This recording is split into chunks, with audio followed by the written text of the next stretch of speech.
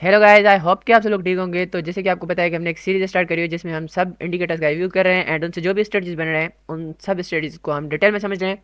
और ये स्ट्रेटजीज आपको स्विंग ट्रेड में, स्कैल्पिंग में, बल्कि लॉन्ग टर्म में, शॉर्ट टर्म में सबके लिए काम आएंगी। बस जैसे पर आपको टाइम फ्रेम बड़ा करना है एंड छोटा करना है एंड आपका काम हो जाएगा।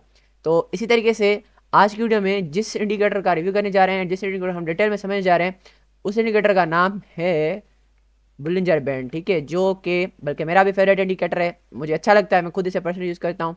एंड इसके थ्रू एक टेक्निक है जिसके थ्रू आप जो है वो अपना ट्रेडिंग व्यू में बैठ के चार्ट को देख के एंड ट्रेडिंग में मेडिटेट कर सकते हो। वो भी मैंने स्ट्रेटजी जो है वो पर्सनल में आपको बताई हुई है, आप सबको पता होगी।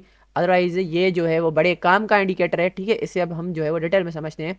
ठीक है, अब जैसे ही मैं इस पर क्लिक करता हूँ तो मार्केट में अप्लाई हो जाएगा। जैसे ही अब देखें यहाँ पर मार्केट में अप्लाई हो जाएगा तो आप कुछ इस तरीके का जो है वो इंटरफेस नज़र आएगा। ठीक है, मैं अभी बड़ा टाइम फ्रेम ओपन कर लेता हूँ जैसे आपको समझने में आसानी हो। तो इस तरीके से जब ये मार्केट में अप्लाई हो जाए तो फर्स्ट ऑफ ऑल मैं आपको बताऊँ ये कि बुलिंजर बैंड का काम क्या है। बुलिंजर बैंड को अगर आप रियल टाइम में इसको देखोगे कि इसका क्या काम है, तो रियल टाइम में अगर आप देखोगे तो बुलिंजर बैंड का काम ये है कि वो हमें बताए, वो जो है वो एक्सप्लेन करे कि मार्केट में वॉलेटिलिटी कितनी है। ठीक है, ये हमें मार्केट की वॉलेटिलिटी बताता है कि जो अभी मार्केट एग्जैक्ट टाइम पे चल रही है या फिर जो पास्ट में मार्केट चल रही है, जो भी उसने परफॉर्मेंस दी है या जो भी परफॉर्मेंस दे रही है, उस टोटल मार्केट की वॉलेटिलिटी क्या है। अब वॉलेटिलिटी का मतलब क्या है? वॉलेटिलिटी का मीन्स मार्केट में उतार चढ़ाव कितना है, मार्केट में वॉल्यूम अच्छा है कि नहीं है, मार्केट में क्या पोटेंशियल है कि नहीं, क्या हमें इसमें ट्रेड लेनी चाहिए नहीं लेनी चाहिए। जब मार्केट में वॉलेटिलिटी ज़्यादा होती है तो मार्केट उतनी जल्दी ऊपर भी जाती है, उतनी जल्दी मार्केट नीचे भी आती है। वॉलेटिलिटी पर डिपेंड करता है कि कितनी है। ठीक है, अब सबसे पहले हम इसी चीज़ को समझते हैं कि किस तरह बुलिंजर बैंड हमें मार्केट की वॉलेटिलिटी बताता है। ठीक है, इस चीज़ को समझते हैं पहले तो, उसके बाद हम समझते हैं कि हमें ट्रेड्स किस तरीके से लेनी है इस इंडिकेटर को यूज़ करके। आपको इसकी कोई भी मीन्स इसकी जो सेटिंग्स हैं उनके साथ कोई भी आपको छेड़छाड़ नहीं करनी। जिस तरीके से वो बनी हुई है उन्हें आप जो है वो छोड़ें।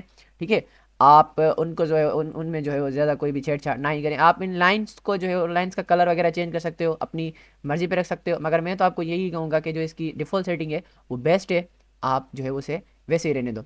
सबसे पहले तो हम देखते हैं कि ये मार्केट की वॉलेटिलिटी हमें कैसे बताता है। देखिए, इसमें दो चीज़ें आपको दिख रही हैं। एक यहाँ से जो ऊपर वाली लाइन है, ब्लू लाइन आपको दिख रही है, इसे हम बोलते हैं अपर बैंड। ठीक है, और उसके बाद जो ये नीचे वाली लाइन है इससे हम जो है वो अपना बोलते हैं, मैं आपको यहाँ से दिखा दूँ। ठीक है, ये अपर बैंड लोअर बैंड दोनों का कलर, आप इन दोनों का कलर चेंज भी कर सकते हो अगर आप चाहो तो। ठीक है, लोअर बैंड का चेंज कर दो, मगर डिफ़ॉल्ट में जैसे कहा कि जो है वो अच्छी लगती है, आप चेंज भी कर सकते हो। इन चीज़ों को, इन टर्म्स को जो है वो रिमेंबर करने के लिए आप जो है वो उनको चेंज कर सकते हो कि इसका ये टर्म है, इसका ये टर्म, इसको अपर बैंड, इसको लोअर बैंड। एंड जो ये मिडिल में इधर आपको लाइन दिख रही है इसे हम बेस लाइन भी बोलते हैं, इसे हम मीडियन लाइन भी बोलते हैं एंड मीडियम लाइन भी बोलते हैं, एंड इसका मीडियन नाम भी है, आप उसे वो भी कह सकते हो, वो भी हम इसे बोलते हैं। ठीक है, एंड जो ये सेंटर लाइन है, ठीक है, ये जो है वो एक मूविंग एवरेज है, सिंपल मूविंग एवरेज है। ठीक है, आप इसकी प्रॉपर्टीज़ में जाके चेंज भी कर सकते हो कि आप इसे सिंपल मूविंग एवरेज से एक्सपोनेंशियल मूविंग एवरेज में चेंज करना चाहो तो वो भी आप कर सकते हो। ठीक है, डब्ल्यू एम ए में,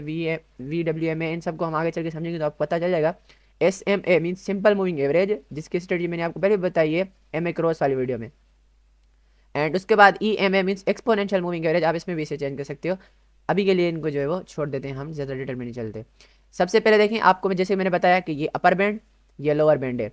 अब ये जो बैंड होते हैं ये एक्सपेंड एंड उसके अलावा कॉन्ट्रैक्ट होते रहते हैं। कॉन्ट्रैक्ट मीन्स कैसे कि जब भी मार्केट में कम वोलेटिलिटी होगी तो वो इस तरीके से कॉन्ट्रैक्ट हो जाएंगे, मीन्स एक दूसरे के करीब आ जाएंगे। जब भी ये बैंड्स एक दूसरे के इस तरीके से करीब आ जाएं तब हम समझेंगे कि मार्केट में वोलेटिलिटी बहुत ज़्यादा कम है।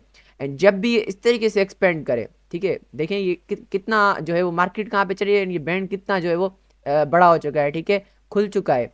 तो इससे हम बोलते हैं कि बैंड जो है, upper band and lower band जो है वो एक दूसरे को एक्सपेंड करें। एंड इससे हमें क्या पता चलता है कि मार्केट में वॉलेटिलिटी ज़्यादा है। ठीक है, एंड उसके बाद इस मिडिल लाइन का क्या काम है? यह मिडिल लाइन हमें स्ट्रेटजी बताती है। कौन सी स्ट्रेटजी? कि जब भी मार्केट, जो हमारी मार्केट है वो जब भी इस मिडिल लाइन के ऊपर जाएगी, ठीक है, जब ऊपर जाएगी मीन्स इसके, इसको कैंडल टच आउट ना करें, मीन इसको अगर कैंडल्स टच कर रही हैं, जैसे यहाँ पर आप देखें कैंडल जब टच कर रही हैं तो वहाँ पर एक टाइप का साइडवेज ट्रेंड चलता है। ठीक है, अगर आप देखें तो यहाँ पर एक रेजिस्टेंस बना दें, यहाँ पर सपोर्ट बना दें, एक साइडवेज ट्रेंड बन गया, साइडवेज ट्रेंड। जब भी मार्केट इससे टच करके इसके ऊपर निकल निकल जाए, ठीक है, उसके इसके ऊपर निकल जाए, तब आप अप डायरेक्शन के लिए एंट्री ले सकते हो, क्योंकि तब एक अप ट्रेंड, एक पोटेंशियल वाले अप ट्रेंड के स्टार्ट होने के चांसेस होते हैं। पोटेंशियल अप ट्रेंड हमें किस तरह पता है कि इसमें पोटेंशियल है कि नहीं, हम बैंड्स को देखेंगे। अगर बैंड्स एक्सपेंडेड हैं, वो एक दूसरे से दूर है, तो हम समझेंगे मार्केट में वॉलेटिलिटी है।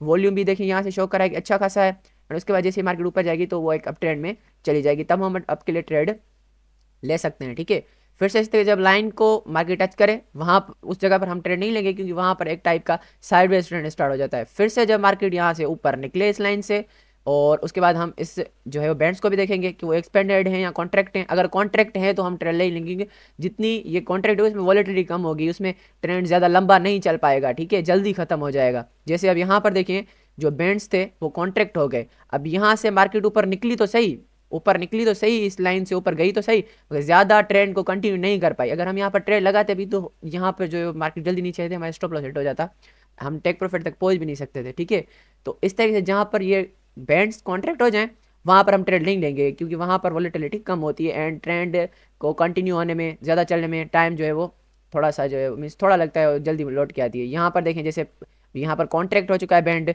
तो यहाँ पर जब निकल भी रही है तो इतनी ज़्यादा नहीं निकल पा रही, उसके बाद मार्केट वापस चली आ रही है। ठीक है, इस लाइन को क्रॉस कर भी रही है तो ज़्यादा नहीं कर पा रही। इस तरह से जब अब फिर से बैंड इस तरह से एक्सपेंड होगा, उसके बाद मार्केट इस लाइन के या नीचे आए या ऊपर आए, तो हम वहाँ पर उस नीचे ऊपर आने के मुताबिक ट्रेड ले सकते हैं, ट्रेड प्लेस कर सकते हैं एंड अपना प्रॉफिट जो है वो बुक कर सकते हैं। तो इस तरीके से हम बुलिंजर बैंड में ट्रेड ले सकते हैं।